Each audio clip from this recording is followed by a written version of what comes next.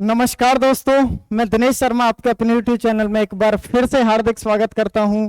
दोस्तों, पिछली क्लास में हमने सलाइवा के बारे में कंप्लीट जानकारी ली, लार के बारे में जानकारी ली। आज की क्लास में हम लार से आगे पढ़ने वाले हैं। अगर किसी बच्चे ने वो हमारी वीडियो नहीं देखी है तो इस वीडियो के डिस्क्रिप्शन में लिंक दिया गया है, डायरेक्ट आप उस वीडियो पे पहुंच सकते हैं और वहां से पहले वो वीडियो देख के देन उसके बाद इस वीडियो को देखिएगा। आगे आपकी मर्जी है दोस्त, जो आप देखना चाहते हैं। मैंने अपना व्यू आपको दे दिया है। आज की क्लास में हम जैसे ही भोजन लार में पहुंचता है तो लार में मिलने के बाद भोजन आपके गले तक पहुंचेगा और गले से सीधा भोजन कहां पहुंचता है? इस फूड पाइप के थ्रू पेट में पहुंचता है। इस फूड पाइप की जो लंबाई होती है दोस्तों, वो होती है 25 सेंटीमीटर। और फूड पाइप में किसी भी भोजन का नो डाइजेशन और नो एब्जॉर्प्शन, भोजन का ना तो अवशोषण होता है और ना ही डाइजेशन होता है। सीधा गले से डायरेक्ट भोजन इस फूड पाइप के थ्रू कहां पहुंचता है? पेट में पहुंचता है। और आपका लेफ्ट साइड में क्या होता है? पेट। तो आज की क्लास में हम पेट के बारे में जानकारी लेंगे। स्टोमक। स्टोमक को क्या कहते हैं? पेट। और इसको कहते हैं अमाशय। एक बायोलॉजी की टर्म्स में हिंदी में क्या कहते हैं? अमाशय। क्लियर है? जब भोजन पेट में आता है तो मेरा आपसे एक सवाल है कि भोजन पेट में ही क्यों आता है? सर ये कैसा सवाल कर रहे हो? अब वो पाइप सीधा पेट में ही जा रहा है, इसलिए भोजन पेट में जा रहा है।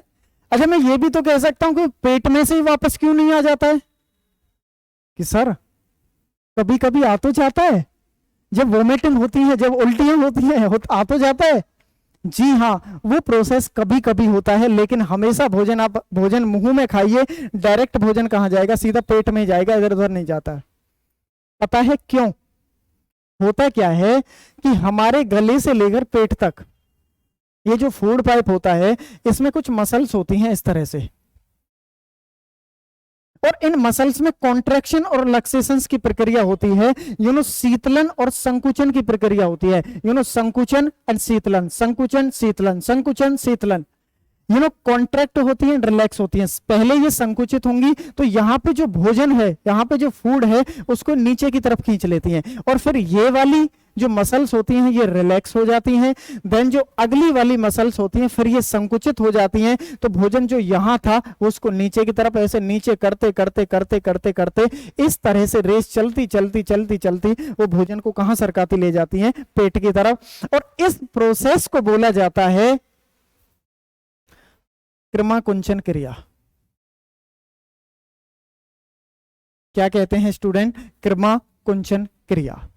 अब कभी कभी वोमिटिंग जब होती है तो पेट से इसी प्रकार भोजन वापस कहां आ जाता है? उल्टा आ जाता है। तो उसका नाम होता है प्रतिक्रमा कुंचन क्रिया। उसको क्या कह देते हैं? प्रतिक्रमा कुंचन क्रिया, जिसको इंग्लिश में बोला जाता है एंटी पेरिसलेसिस मूवमेंट। क्या कहते हैं student? Anti peristalsis movement. Clear है? एंटी पेरिसलेसिस मूवमेंट, जिसको हिंदी में कहते हैं कृमाकुंचन क्रिया। आइए, अब भोजन कहां पहुंच चुका है? पेट में। तो हम चर्चा करते हैं किसके बारे में? पेट के बारे में। जब मैं पेट की बात करता हूं तो जैसे ही भोजन पेट में पहुंचता है तो हमारा दिमाग एक संदेश भेजता है कि भाई तेरा भोजन आ चुका है, अब तू एक अपना जूस रिलीज कर। तो हमारा पेट एक जूस रिलीज करता है। उस जूस का नाम होता है गैस्ट्रिक जूस। क्या होता है जी? गैस्ट्रिक जूस, जिसको हिंदी में कहते हैं जठर रस। क्या कहते हैं स्टूडेंट? जठर रस। अब ये जो जठर रस होता है ये 3 चीजों से मिलकर बना होता है। सबसे पहले इसके अंदर होता है पानी, दूसरा होता है HCl अम्ल, एंड नंबर 3 इज एंजाइम। और किसी भी भोजन का पाचन कौन करते हैं? एंजाइम ही करते हैं। क्या होता है कि 99.5% and this is 0.3% and this is 0.2%। पेट के अंदर कौन सा अम्ल पाया जाता है? आप देख पा रहे होंगे अपनी स्क्रीन के सामने। तो पेट के अंदर कौन सा अम्ल होता है? HCl अम्ल, जिसको इंग्लिश में कहते हैं, इंग्लिश में ना इसकी फुल फॉर्म हाइड्रोक्लोरिक एसिड। क्या मतलब होता है HCl एसिड का? हाइड्रोक्लोरिक अम्ल। हाइड्रोक्लोरिक अम्ल इतना खतरनाक अम्ल होता है कि अगर इसको लोहे पर डाल जाए लोहे पर डाल दिया जाए तो लोहे को ही जला देता है कि सर जब इतना खतरनाक होता है तो हमारा पेट क्यों नहीं जलता है? माय डियर, पेट आपका इस वजह से नहीं जलता है क्योंकि आपके पेट पर एक लेयर होती है, उसकी इनर लेयर होती है। जैसे ये पेट है, इस पेट पर एक लेयर होती है और इस लेयर का नाम होता है म्यूकस लेयर। इस लेयर का क्या नाम होता है? Mucus layer. हिंदी में भी इंग्लिश में भी म्यूकस लेयर, म्यूकस की परत। और ये जो म्यूकस की परत होती है इस HCl अम्ल से सुरक्षा कवच का कार्य करती है। क्लियर है? अब होता क्या है, किसी किसी व्यक्ति के एसिडिटी हो जाती है, किसी किसी के क्या हो ही जाती है। जब एसिडिटी होती है तो एसिडिटी जब HCl अम्ल की हमारे पेट में अधिकता हो जाती है तब आपके शरीर के अंदर एसिडिटी होती है, पेट के अंदर एसिडिटी हो जाती है तो खट्टी डकार वगैरह आती है। जब एसिडिटी होती है तो एसिडिटी में आप क्या यूज करते हैं? इनो। क्या यूज करते हैं? इनो। आपने सुना होगा इनो का काम सिर्फ 6 सेकंड में शुरू। अच्छा, वो 6 सेकंड में अपना काम शुरू कैसे कर देता है? जब ना आप इनो का पैकेट खरीद के लाएं, उसके पीछे कुछ कंटेंट लिखे होते हैं, उसके बैक साइड में उस पे ना MgOH ट्वाइस लिखा होगा। MgOH twice. Mg का मतलब होता है मैग्नीशियम, O का मतलब ऑक्सीजन, H का मतलब हाइड्रोजन। जब OH आपस में मिल जाते हैं twice, this is hydroxide, so it means this is magnesium hydroxide. क्या होता है जी? This is magnesium hydroxide. और magnesium hydroxide is a base. क्या है ये? बेस। और बेस को हिंदी में क्या कहते हैं? क्षार। और क्षार के बारे में आपको पता होना चाहिए कि क्षार स्वाद में कैसे होते हैं? कड़वे। एक पीएच स्केल होता है स्टूडेंट, आप इसको केमिस्ट्री में पढ़ेंगे। सीधी सी लाइन खींच देता हूं जो अच्छा सा लगे। देखो,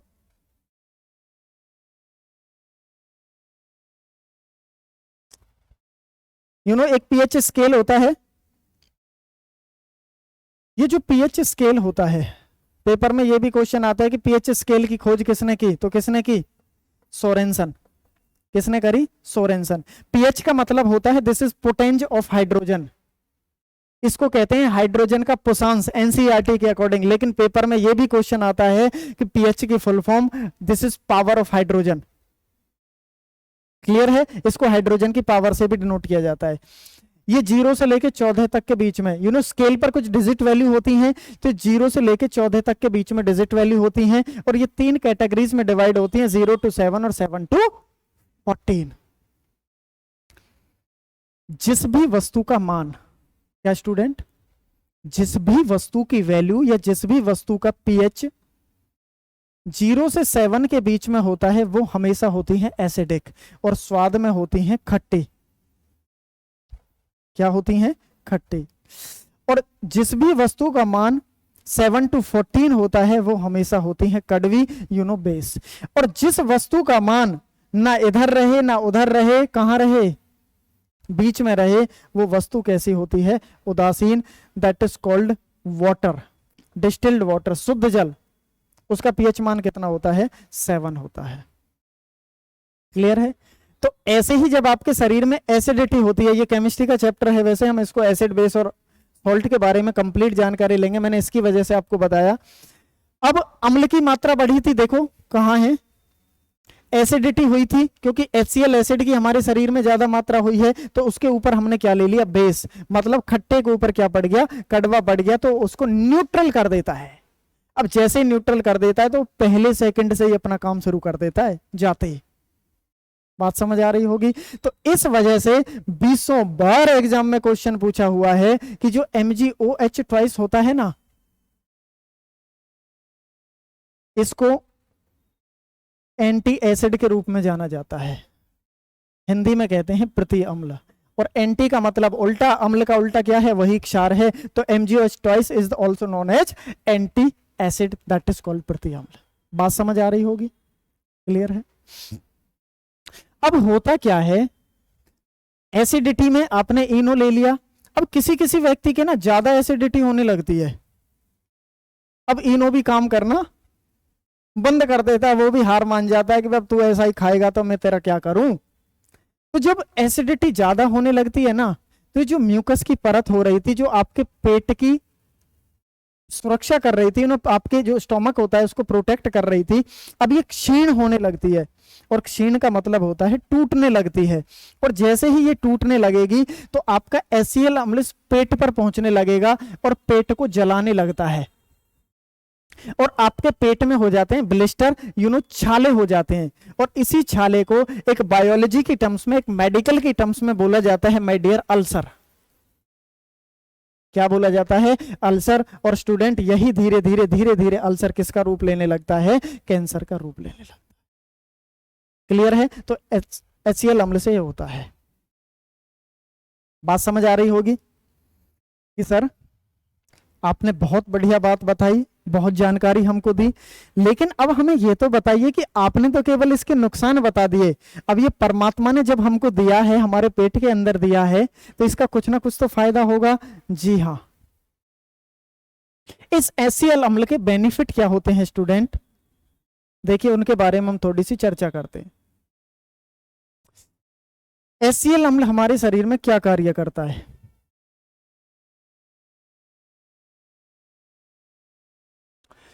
ये एंजाइम को एक्टिवेट करता है।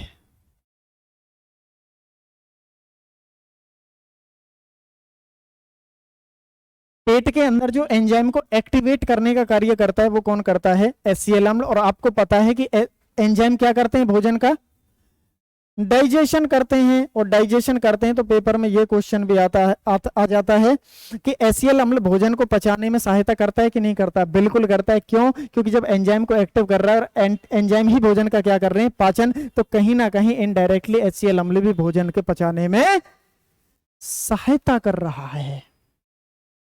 क्लियर है? बात समझ आ रही होगी। दूसरा इसका मेन फंक्शन क्या होता है? अच्छा, जब हमने पिछली क्लास लार के बारे में जाना तो वहां पे मैंने एक लाइसोजाइम नाम का एंजाइम पढ़ाया होगा। हमारी लार के अंदर जितने भी हार्मफुल बैक्टीरिया होते थे उनको किल करने का काम कौन करता था? लाइसोजाइम। तो ऐसे ही अब अगर गलती से कहां पहुंच गया कोई हार्मफुल बैक्टीरिया पेट के अंदर, तो पेट के अंदर हानिकारक जीवाणुओं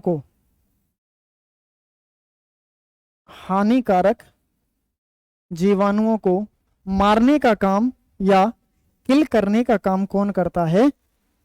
HCl एसिड ही करता है। ये इसका फायदा होता है आपके शरीर में। क्लियर है? अब हम बात करते हैं कि पेट के अंदर कौन कौन से एंजाइम होते हैं। यहां से भी पेपर में क्वेश्चन पूछे जाते हैं। तो पेट के अंदर कितने एंजाइम बताए हैं? 2 एंजाइम। सबसे पहला होता है जी पेप्सिन। कौन सा होता है? पेप्सिन। हिंदी में भी और इंग्लिश में भी सेम है। और दूसरा होता है जी रेनिन। कौन सा होता है? रेनिन। एक होता है रेनिन, एक होता है पेप्सिन। आइए पेप्सिन के बारे में जिक्र करते हैं। पेप्सिन जो होता है ना, ये प्रोटीन का पाचन करता है और प्रोटीन को ये चेंज कर देता है पेप्टाइड में। किसमें चेंज कर देता है? पेप्टाइड में। कि सर ये प्रोटीन पेप्टाइड में कैसे चेंज हो गया? आपको बताया है कि डाइजेशन का मतलब ही यही होता है कि बड़े बड़े मॉलिक्यूल्स का छोटे छोटे मॉलिक्यूल्स में टूटना ही क्या कहलाता है? पाचन कहलाता है। तो प्रोटीन किस में टूट जाता है? पेप्टाइड में। अच्छा, ये आधा पाचन होगा प्रोटीन का कि पूरा होगा? कि सर आधा होगा, पार्शियल डाइजेशन होगा। क्यों? क्योंकि पूरा पाचन तो कहां जाकर होता है माय डियर? पूरा पाचन होता है छोटी आंत में। अगर चैनल आपको अच्छा लग रहा है दोस्तों, वीडियो आपको अच्छी लग रही हो, तो चैनल को सब्सक्राइब कर दीजिएगा। अगर नहीं किया है इसको शेयर भी कर दीजिएगा, इसका लिंक अपने दोस्तों के साथ। एक दूसरा एंजाइम होता है जी रेनिन। कौन सा है? रेनिन। ये रेनिन क्या करता है कि जो दूध होता है ना, दूध के अंदर एक प्रोटीन होती है, मैंने पहले भी बताया है, मैं फिर बता देता हूं। दूध के अंदर एक प्रोटीन होती है, उस प्रोटीन का नाम होता है कौन सा लें? ये वाला कैसीन प्रोटीन। इस कैसीन प्रोटीन को ये तोड़ देता है जी कैसीनोजीन में। किसमें? और फिर मेरी वही बात रहेगी, कैसीन प्रोटीन किस में टूटी है? कैसिनोजीन में। तो बड़े बड़े मॉलिक्यूल्स का छोटे छोटे मॉलिक्यूल्स में टूटना ही क्या कहलाता है? पाचन। तो यहां भी किसका पाचन हो रहा है? प्रोटीन का। किसकी प्रोटीन का? दूध की प्रोटीन का। तो पेपर में क्वेश्चन आता है कि दूध को पचाने के लिए कौन सा एंजाइम जिम्मेवार होता है? कौन सा एंजाइम पचाता है? तो कौन सा एंजाइम पचाता है जी? Rennin enzyme. बात समझ आ रही होगी। अच्छा, ये जो रेनिन की मात्रा होती है ना, रेनिन पचाता है, ये बच्चों में सबसे ज्यादा होती है और बड़े बुजुर्ग लोगों में, बूढ़ों में कम होती है। बूढ़ों में कैसी होती है? कम। पता है, प्रैक्टिकल सोचिए, इसको प्रैक्टिकल समझिए। कभी आपने छोटे बच्चे को देखा होगा, आपके घर में होगा कोई छोटा बच्चा, जैसे ही उसका पेट भिसता है तो दही से निकालता है। क्यों? क्योंकि जैसे ही उसने दूध पिया तो दूध तुरंत किसमें चेंज हो गया? मतलब पच गया उसका। मतलब किसने? क्यों? क्योंकि रेनिन की मात्रा उसके अंदर भरपूर पाई जाती है। उसके अंदर जो प्रोटीन होती है किसमें चेंज हो जाती है? कैसिनोजीन में चेंज हो जाती है। बात समझ आ रही होगी यहां तक। तो आपका यहां पर किसका पाचन होता है? प्रोटीन का। अच्छा, कार्बोहाइड्रेट में सबसे कार्बोहाइड्रेट नहीं, आपकी लार के अंदर, आपके मुंह के अंदर सबसे पहले किसका पाचन हुआ था? कार्बोहाइड्रेट का। लेकिन पेट के अंदर किसका पाचन हो रहा है? प्रोटीन का। पेपर में यह क्वेश्चन भी पूछा जाता है कि सबसे पहले प्रोटीन का हमारे शरीर में कहां पर पाचन होता है? तो कहां पर होता है जी? पेट में होता है। जब भोजन मुंह में होता था तो उस भोजन का नाम होता था बोलस। अब यही भोजन जब पेट में पहुंच गया तो इस भोजन का नाम पड़ जाता है काइन। पेपर में क्वेश्चन आता है कि जब भोजन पेट में होता है तो इस फूड का क्या नाम होता है? इस फूड का नाम होता है काइन। क्या नाम होता है जी? काइन। आप मेरी बात समझ पा रहे होंगे। तो दोस्तों, आज की क्लास में केवल इतना ही था। आज हमने कंप्लीट जानकारी ली स्टमक के बारे में। ऐसे ही चलते हुए इसी कड़ी में आगे बढ़ते हुए अब भोजन आगे की तरफ सरकता है। पेट में 4 घंटे तक भोजन पड़ा रहता है। देन उसके बाद क्या क्या प्रोसेस होगा वो हम अगली क्लास में अगली वीडियो में आपको देखने को मिलेगा। तो आज आपका और हमारा मिलन इतना ही था। तो दोस्तों, हमारे साथ जुड़े रहिएगा। आपसे जुड़ने से हमें बहुत खुशी होती है और शायद आपको भी खुशी होती होगी, ऐसा मैं अनुमान लगाता हूं। दोस्तों, मैं बार बार वही एक बात कहता हूं कि हमारा चैनल है क्रेजी कीड़ा, जो साइंस की मिटा देगा आपकी सारी पीड़ा। तो हमारे चैनल के साथ बने रहिएगा और इसको शेयर जरूर करते रहिएगा और कमेंट सेक्शन में इसके फायदे, नुकसान, अच्छी लग रही है, नहीं लग रही है, ये सारी चीजें भी हमें साथ के साथ बताते चलिएगा, क्योंकि आपका फीडबैक ही हमें अगली आने वाली वीडियो के लिए बताएगा कि भी उसमें क्या कमी है, कहां पर हमको काम करने की जरूरत है, कैसे काम करने की जरूरत है, वो सारी चीजें। तो दोस्तों, आज की क्लास यहीं तक। आप सभी का हमसे जुड़ने के लिए हमारे चैनल में आपका बहुत बहुत धन्यवाद। Okay, thank you.